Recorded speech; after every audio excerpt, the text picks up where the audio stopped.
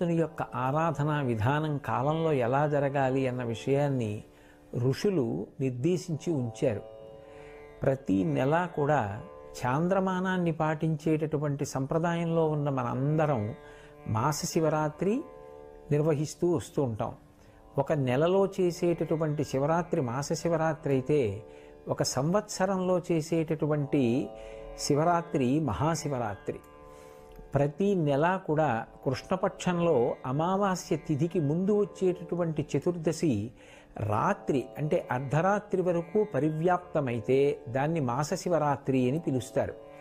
అదే ఒక్క మాఘమాసం దగ్గరికి వచ్చేటప్పటికి మాఘమాసంలో వచ్చేటటువంటి అమావాస్య తిథికి ముందు ఉండేటటువంటి చతుర్దశి అర్ధరాత్రి పరివ్యాప్తమైతే దానిని మహాశివరాత్రి అని పిలుస్తారు. ఇవి రెండు రాత్రి సంబంధంగా ఉంటాయి. కారణమేమి అంటే, రాత్రి అన్న మాట చీకటికి సంకేతం, అందున అర్ధరాత్రి అన్న మాట కటిక చీకటికి సంకేతం. అందుకే మీరు కొంచెం జాగ్రత్తగా గమనిస్తే సనాతన ధర్మంలో ఉపాసన అంతా కూడా రాత్రి పేరుతోనే ఉంటుంది. దేవీ నవరాత్రులు, వసంత నవరాత్రులు, గణపతి నవరాత్రులు, మహాశివరాత్రి, లేకపోతే ఏది చెప్పండి రాత్రిపూట ఉపాసన అంటాం. కానీ నిజానికి రాత్రి చేసే ఉపాసన ఏముండదు, పగటిపూటే భగవంతుణ్ణి ఆరాధన చేస్తాం. మరి ఈ రాత్రి శబ్దం ఎందుకు చేరినట్టు అంటే, రాత్రి అన్న మాటకు అర్థం చీకటి. చీకటి అంటే ఏ వస్తువు ఏదో తెలియనటువంటి స్థితి, అస్పష్టంగా ఉంటుంది. దొంగ ఏదో తెలియదు, దొంగ ఏదో తెలియదు. ఏది సత్యమో తెలియనప్పుడు భయము ఉత్పన్నమవుతుంది. భయము మృత్యువునకు పర్యాయపదం. ఎక్కడ భయం ఉందో అక్కడ మృత్యు ఉంటుంది. భయాతీతమైనటువంటి స్థితికి ఎప్పుడు ఎదుగుతాడో అప్పుడే మృత్యువుని దాటిపోయాడు, అమృతత్వాన్ని పొందాడు అని గుర్తు. ఎప్పుడు భయం పోతుంది అంటే, రెండవ వస్తువు లేదు అని తెలుసుకుంటే భయం పోతుంది. నేను కాక ఇంకొకటి ఉందనుకోండి, అది నన్ను ఏమైనా చేస్తుందేమోనన్న భయం ఎప్పుడూ ఉంటుంది. ఇవాళ బాగుంది కానీ ఏమో రేపు ఏం చేస్తుందో అని. కానీ ఉన్నది నేను ఒక్కటే, అసలు రెండవది లేదు అన్ననాడు భయపడడానికి అవకాశం ఏముంది? అది ఆ జ్ఞానముగా ఎరుకలోనికి రావాలి, అనుభవంగా రావాలి. దాన్ని అద్వైతానుభూతి అంటారు. రాత్రి అన్న మాట ఉపాసనలో అర్థం ఏమి అంటే, అజ్ఞానం పోయి జ్ఞానం కలగడం. అందుకే సంవత్సరం మొత్తం మీద అర్ధరాత్రి వేళ భగవంతుని యొక్క స్వరూపములు ఆవిర్భవించేటటువంటి తిథులు ప్రధానంగా రెండు వస్తాయి. ఒకటి శ్రావణ మాసంలో బహుళపక్షంలో అష్టమి తిథి నాటి అర్ధరాత్రి వేళ కృష్ణ భగవానుడి యొక్క అవతార స్వీకారం. ఎందుకు ఆయన శ్రావణ మాసంలో బహుళపక్షంలో అష్టమి నాటి అర్ధరాత్రే పుట్టాలి అంటే, శ్రావణ మాసం దక్షిణాయనంలో వస్తుంది. దక్షిణాయనం దేవతలకందరికీ కూడా రాత్రి. అలాగే బహుళపక్షం పితృదేవతలకందరికీ రాత్రి. శ్రావణమాసం నల్లటి మబ్బులతో ఉంటుంది కాబట్టి ప్రకృతిపరంగా రాత్రి. అర్ధరాత్రి కాబట్టి అందరికీ రాత్రి, మనుష్య ప్రపంచానికి. ఇంతమందికి రాత్రి, ప్రత్యేకించి అర్ధరాత్రి. ఆ అజ్ఞానావస్థలో సమస్త లోకములు ఉన్నప్పుడు ప్రస్థానత్రయంలో ఒకటైనటువంటి భగవద్గీతని తాను జగద్గురువై అందించి జ్ఞానబోధ చెయ్యడానికి వెలుగుల ముద్దగా ఆయన జగద్గురువుగా అర్ధరాత్రి వేళ ఆవిర్భవించాడు. అక్కడ నుంచి మళ్ళీ ఖచ్చితంగా 6 నెలలు లెక్క పెట్టండి. శ్రావణమాసం బహుళపక్షంలో కృష్ణాష్టమి వస్తుంది. శ్రావణమాసం తర్వాత శ్రావణము, భాద్రపదము, ఆశ్వీజము, కార్తీకము, మార్గశీర్షము, పుష్యము, మాఘము, 6 నెలలు. మళ్ళీ 6 నెలలు వచ్చేటప్పటికీ బహుళపక్షంలో అమావాస్య తిథికి ఉండేటటువంటి చతుర్దశి అర్ధరాత్రి వేళ లింగోద్భవం అవుతుంది, జ్యోతిర్లింగం పుడుతుంది. ఈ జ్యోతిర్లింగం పుట్టినటువంటి కాలాన్ని మహాశివరాత్రి అని పిలుస్తారు. జాగ్రత్తగా పరిశీలనం చేస్తే శ్రావణ మాసంలో వచ్చిన కృష్ణాష్టమి నాడు కరచరణాదులతో వచ్చాడు. 6 నెలల తర్వాత కరచరణాదులు లేవు, కానీ రూపం లేకుండా మాత్రం లేదు, లింగ రూపం ఉంది. అందుకే అరూపరూపి అంటారు. రూపం ఉందా? ఓ రూపం ఉంది. కాళ్ళు చేతులు ఉన్నాయా? లేవు. కాబట్టి అరూపరూపి లింగస్వరూపం. 6 నెలల తర్వాత శ్రావణ మాసం నుంచి లెక్క పెట్టినప్పుడు ఈ మాఘమాసంలో బహుళపక్షంలో చతుర్దశి అర్ధరాత్రి పరివ్యాప్తమై ఉండగా మహాశివరాత్రి నాడు ఈ లింగోద్భవం అయింది. అది జ్యోతిర్లింగం. దాని గురించి వేదం అంది, ఆ పాతాళ నభస్థలాంత భువన బ్రహ్మాండమా విస్ఫురత్ జ్యోతిస్ఫాటిక లింగమౌళి విలసత్పూర్ణేందువంతామృతై అస్తోకాప్లుతమేకమీశమనిశం రుద్రాను వాకాన్ జపన్ ధ్యాయేత్ ఈప్సిత సిద్ధయే ధ్రువపదం విప్రోభిషించేచ్చివం అంది.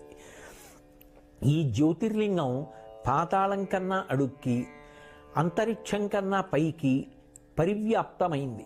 దాని యొక్క అడుగు తెలుసుకోవడం కుదరదు, దాని పైన తెలుసుకోవడం కుదరదు. అది అంతటా నిండిపోయింది. అది జ్యోతిస్వరూపంగా వచ్చింది. మనం జ్యోతిర్లింగాలు అంటాం. అక్కడికి వెడితే దీపం ఏం కనపడదు. కానీ మరి ఆ లింగం జ్యోతిర్లింగం అంటే అర్ధరాత్రి వేళ పుట్టింది కాబట్టి చీకటిని పోగొడుతుంది. మనకి బాగా మీరు పరిశీలించి చూస్తే బాగా చీకటిగా ఉన్నప్పుడు ఏ వస్తువు తెలియదు. కానీ దూరంగానైనా సరే ఒక దీపం వెలుగుతోందనుకోండి, కన్ను వెంటనే ఆ దీపం వైపుకి ఆకర్షితమవుతుంది. అలాగే మనందరం అజ్ఞానం అనేటటువంటి చీకటిలో ఉండగా మనందరికీ కూడా జ్ఞానజ్యోతిని అందించడానికి ఆ జ్యోతి స్ఫాటికలింగమౌళి విలసత్పూర్ణేందు వంతామృతై ఆ పాతాళ నభస్థలాంత భువన బ్రహ్మాండమావిస్ఫురత్. పాతాళం నుంచి బ్రహ్మాండం వరకు పెరిగిపోయినటువంటి జ్యోతిర్లింగం ఏర్పడింది. ఈ జ్యోతిర్లింగం అజ్ఞాన దాహకత్వం చేస్తుంది. అందుకే మహాశివరాత్రి నాడు నిర్వహించేవి ఏవి అంటే ప్రధానంగా రెండిటిని చేస్తారు. ఒకటి ఉపవాసం, రెండవది జాగరణం.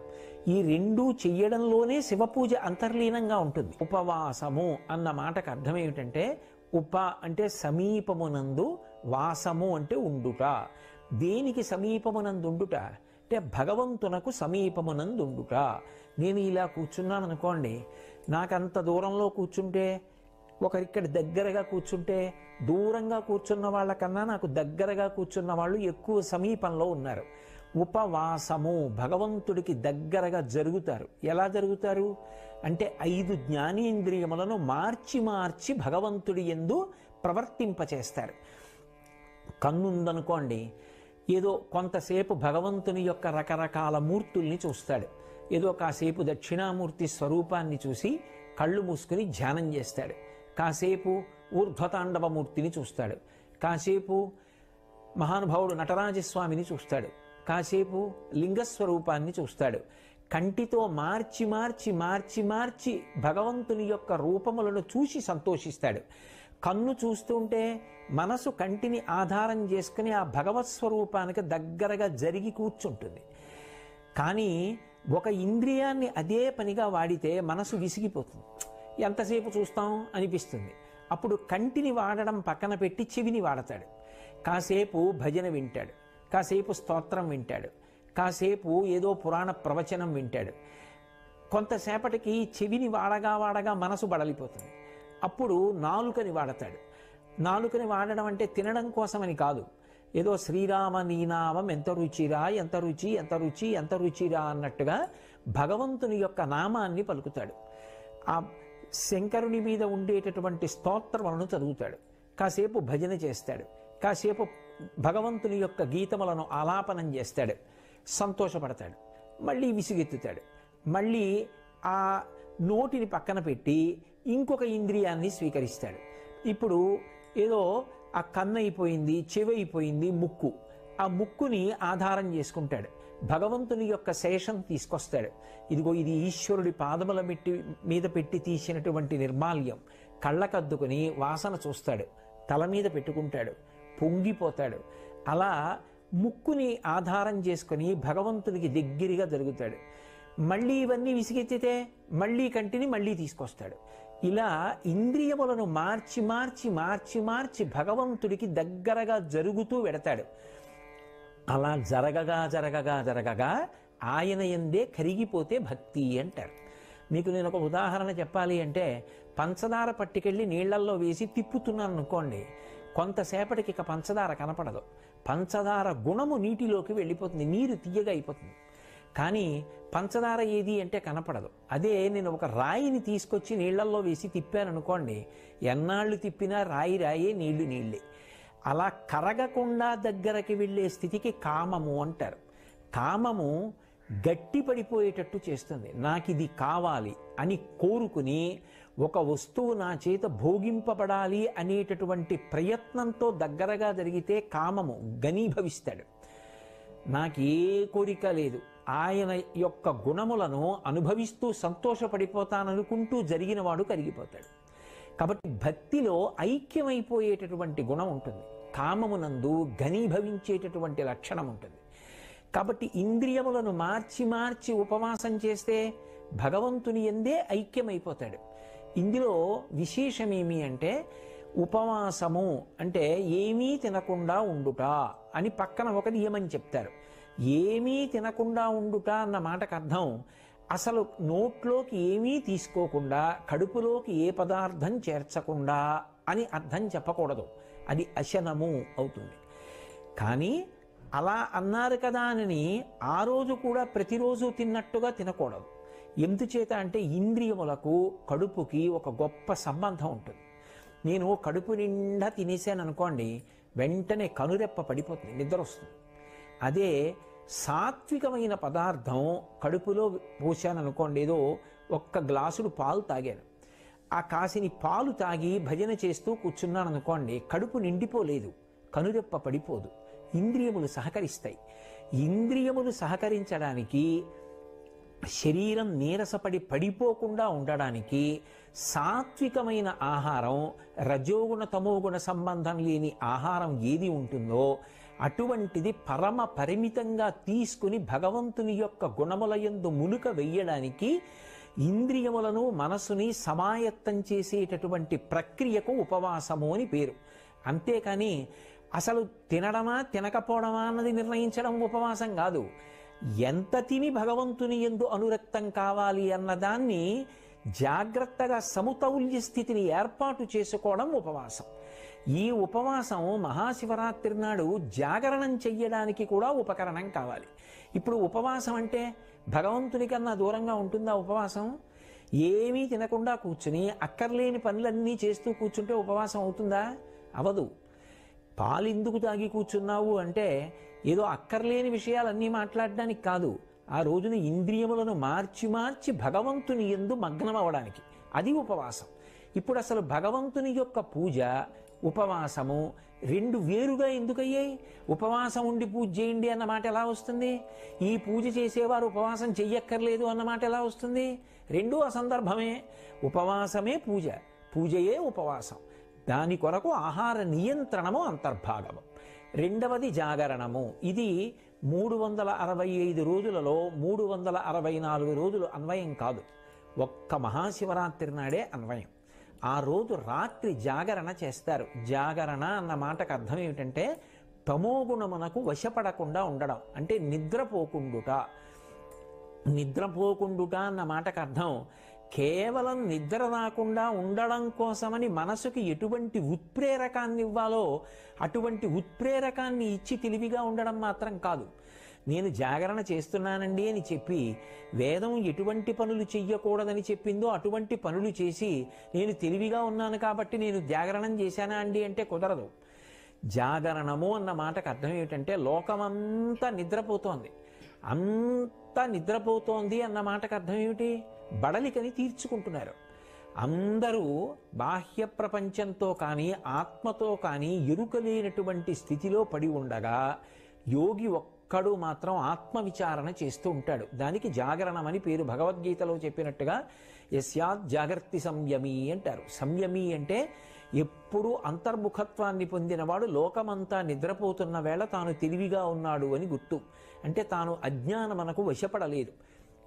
అంటే ఆ రాత్రి తెలివిగా ఉండుట అన్న మాటకు అర్థం ఏమిటంటే ఏ చీకటి ఉన్న వస్తువు తెలియకుండా చేసిందో ఆ చీకటిలో తడువుకోకుండా చీకటిని పోగొట్టుకోవడానికి దీపము సహాయంగా తెచ్చుకొనుట. ఆ భగవంతుడి జ్ఞానము కలగాలి అంటే, ఆత్మ అనేటటువంటిది తెలియబడాలి అంటే పుస్తకాలు చదువుకుంటే తెలియదు, భగవద్ అనుగ్రహం చేత ఎరుకలోకి వస్తుంది. నేను ఆత్మ అన్నది అనుభూతిలోకి వస్తుంది. దానికి ఈశ్వరానుగ్రహం కావాలి. ఈశ్వరానుగ్రహం దేనివల్ల కలుగుతుంది? భక్తి చేత కలుగుతుంది. దీనికి ప్రమాణాన్ని అన్వయం చేసుకోవడానికి ఆ రోజు రాత్రంతా కూడా భజనలు చేసి, అభిషేకాలు చేసి, పూజలు చేసి, మార్చి మార్చి ఇంద్రియాల్ని, కర్మేంద్రియాల్ని భగవత్ కైంకర్యంలో ఉపయోగించి అసలు నిద్రరాని స్థితిలో నిలబడతాడు. బలవంతంగా నిద్రని నిగ్రహించడం కాదు. తెల్లవారిపోయిందే అన్నంతగా భగవత్ సేవలో గడిచిపోవాలి. ఇప్పుడు అలా గడిచిపోయిందనుకోండి, దానిని జాగరణ అంటారు.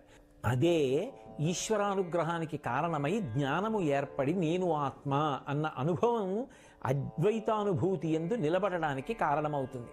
అప్పుడు అర్ధరాత్రి వేళ జ్యోతిర్లింగం ఆవిర్భవించింది అని అన్వయం. ఆ జ్యోతిర్లింగం వస్తే చీకట్లన్నీ కూడా పోయి, కాబట్టి జన్మానికొక్క శివరాత్రి అన్నారు. ఏ జన్మ అయినా సరే తరించడానికే కదా. అయినప్పుడు జన్మంలో ఏదో ఒక్క శివరాత్రి అయినా మహాశివరాత్రిని చేయకపోతే ఎలా తరిస్తావు? అసలు మహాశివరాత్రి నాడు ఉపవాసం చెయ్యండి, మహాశివరాత్రి నాడు జాగరణ చెయ్యండి. ఈ రెండు మాటలకి అర్థం అది. ఇప్పుడు ఈ రెండూ చేసేటప్పుడు ఎవరికి ఎంత శక్తి ఉన్నదో అంత శక్తితోనే భక్తి ముడిపడుతుంది.